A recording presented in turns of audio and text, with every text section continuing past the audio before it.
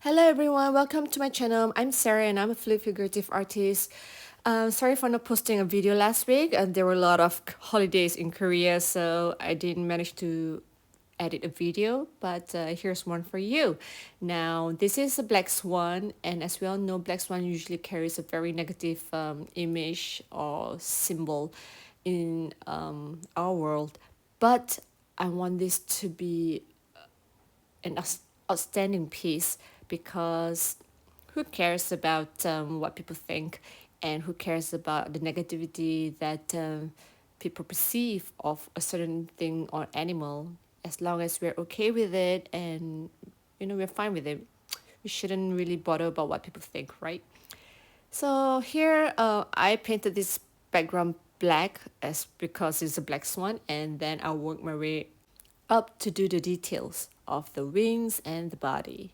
Here I'll be using a chain pull technique, and as usual I'll place the paints as thin as possible because the more paints you have, the less effects you get from the pull. So make sure that there's not much paints on the surface of the canvas. And also the next thing is that if you want to retain the shape of the pull of the chain, then you should make your paints thicker. But I want mine to be a little bit flowy, whimsical, and a little bit unpredictable. That is why my paints consistency are not the same for all my paints. Some of my paints are thick and some of my paints are thin. So for some metallics, the paints are thin, and for the opaque colors, the paints are thicker because I want them to retain the form of the chain pull, and that is why they're thick. So don't forget to torch after you've put down your paint, so that you decrease the air bubbles. And then you gotta plan it, you gotta place the chain according to the shape that you want. Now this step is very crucial because if you don't place them correctly and if you don't pull them according to where you want to pull them, like this can easily go out of shape very easily. So yeah, just plan well and know where you're pulling. Now, can you see a puddle of paste there? There's just a bit too much paint, so I'm just going to dabble it off with a kitchen towel, and then continue on the same process for the rest of the wing. Oh, before I forget, if you're new to my channel, please do me a big favor by subscribing. It will mean a lot to the works that I'm doing, and of course to me as well. So thank you all so much. Now I'm just gonna let you watch the whole process, as I've already explained in the beginning of how I do my details. So it's the same process basically, and that is why I will not be explaining anymore. So just sit back, enjoy this whole process, and I'll see you at the back for comments.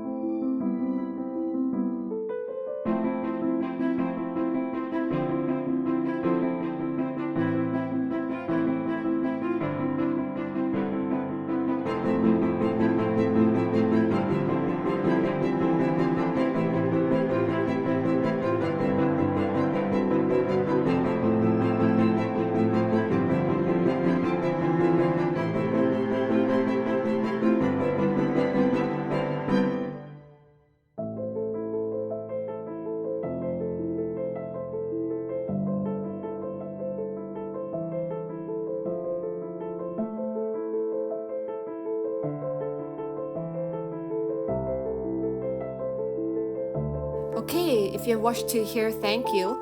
Now, this part is the beak and the details, so I'm just going to use a spoon to just pour paints on it and scrape it to the areas that I want it to be.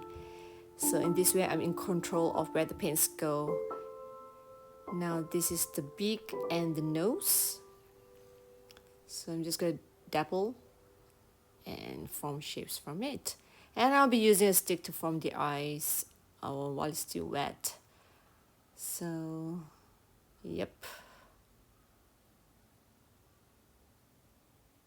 I hope you guys really enjoy this process. Now, ta-da! Here are the details of all the paints. When this dry, it's going to be very shiny because I use a lot of metallics in it.